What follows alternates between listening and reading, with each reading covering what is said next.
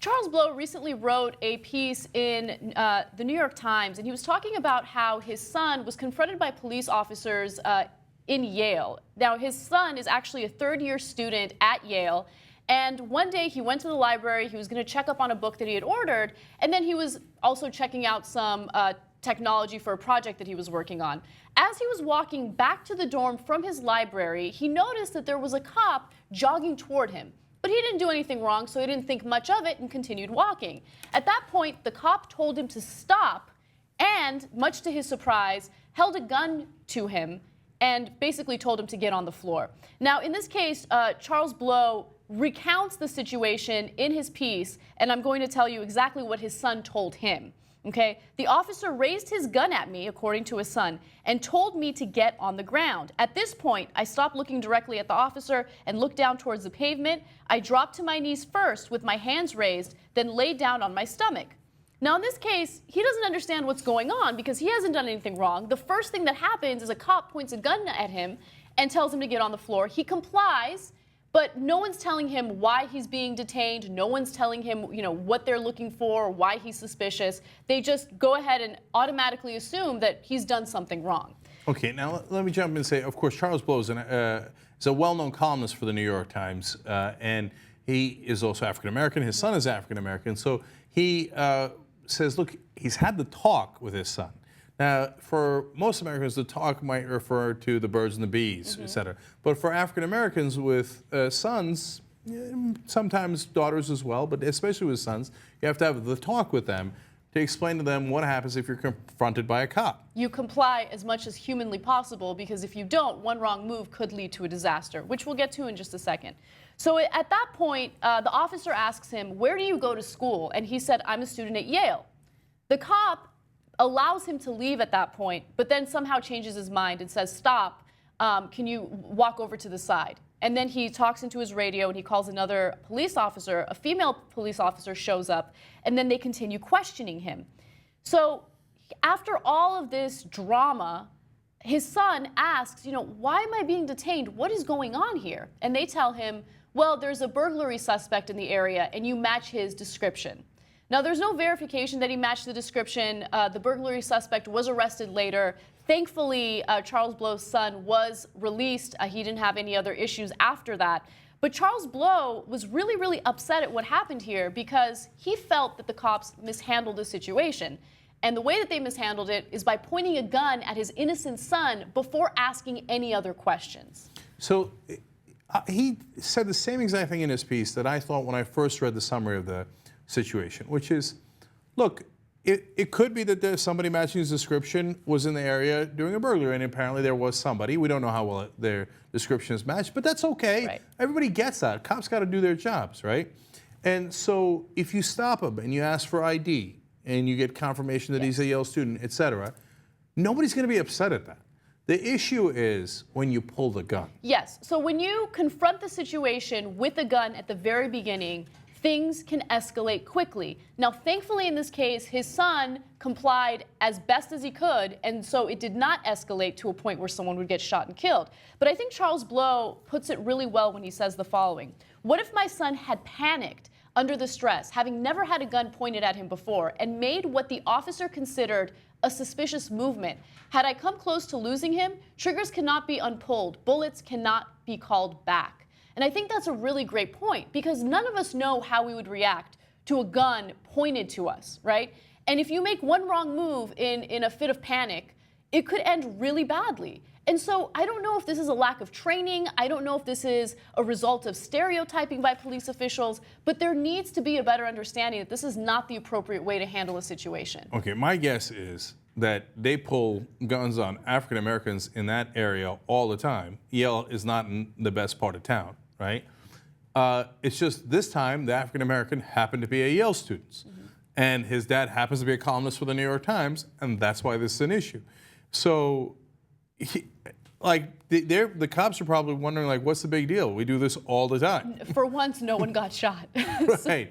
And they're like, we didn't even shoot anybody. We didn't even taser anybody. Well, it is a big deal, and it's a big deal whether you're doing it to a Yale student or anybody else, right? We're not saying don't catch the guys who are committing the burglary. We want you to catch them. We want you to do your job. But and look, to me, the one part of the complaint that I don't love is they didn't tell him why he was being detained, et cetera. Because a lot of times when you're detaining people, it's a situation where it isn't time to be overly polite right in the beginning, okay? Yeah, I understand that. And cops got a hard job, all that stuff, okay? But pulling the gun on a random dude that I think you kind of match the description, I don't know, you're black, that's not the right way to go. Look, pulling the gun on anybody should be an extreme measure, not the first measure. Yes.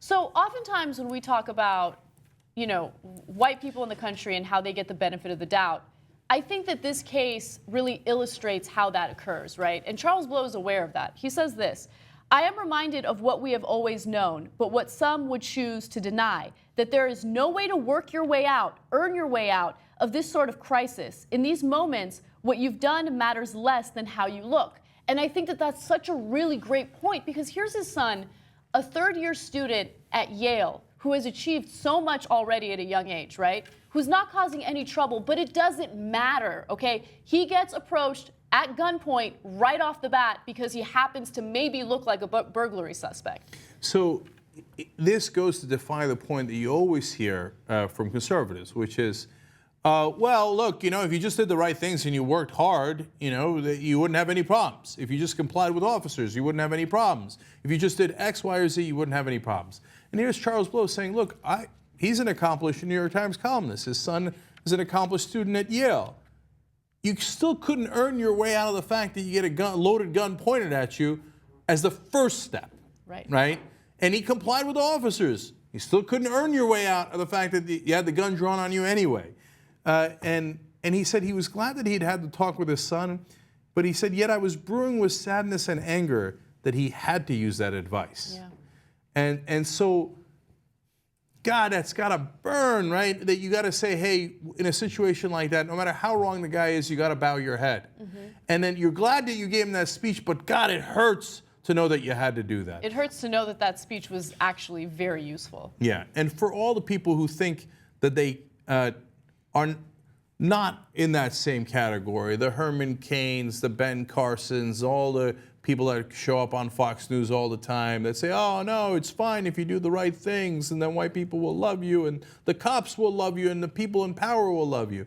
At the end, Blow says to them, look, we are all bound together. And he said, quote, all of our boys are bound together. Mm-hmm. Doesn't matter if you're on Fox News. One day, your son can get a gun drawn on him, too, based on the color of his skin. Get real. Now, think about JR, I know you don't often agree with the talk. I'm curious. Oh, having to do the talk? Yeah. Oh, well, you have to do it. But that's why I think Charles was talking about how it hurts that it was actually something he had to do. But it also goes to the reasoning, because it's one of those things where you have to have this certain level of calmness that these professionals who we say they're cops and they've trained and sometimes they might have a bad day. You're not afforded that. That freedom to have a bad day and say, no, I don't match any description. You can't give any attitude. You can't say any of that stuff. And by the way, the you match description has been thrown to every person that's been profiled. You match a description of a robbery suspect in the area. How do you confirm that? How do you say, well, that's bullshit? You can't do any of that. You have to comply when you know it's bullshit. It's the same thing as when a cop wants to give anyone any kind of charge and say you're disturbing the peace, you're interfering with police investigation. All those benign charges, or even benign, this is a benign reason. The basic reason is you match description of a suspect in the area, which is why the whole thing in New York with the stop and frisk, it just legitimized, or I guess put into everyone else's reality what already goes on. As soon as you stop someone, pull them over, stop them from walking, you match a description of someone in the area just because they feel like fucking with you, or they just think you're suspicious looking, and you can't do anything about it. So when you're sitting there knowing you're being victimized, it pisses you off. So you already know how it goes. And as soon as I heard that, I was like, oh, match description of a suspect. Yeah, we've all heard that one. Yeah. You have to act like you're a fucking suspect.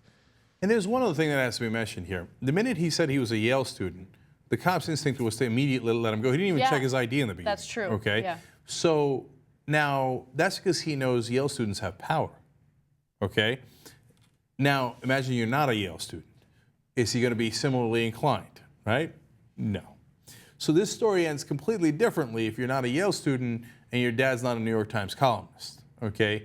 It starts the same. It probably ends differently. I mentioned the 7 Beverly Hills cop cars that surrounded me that one time. I had a USC shirt on, and I was in school at the time.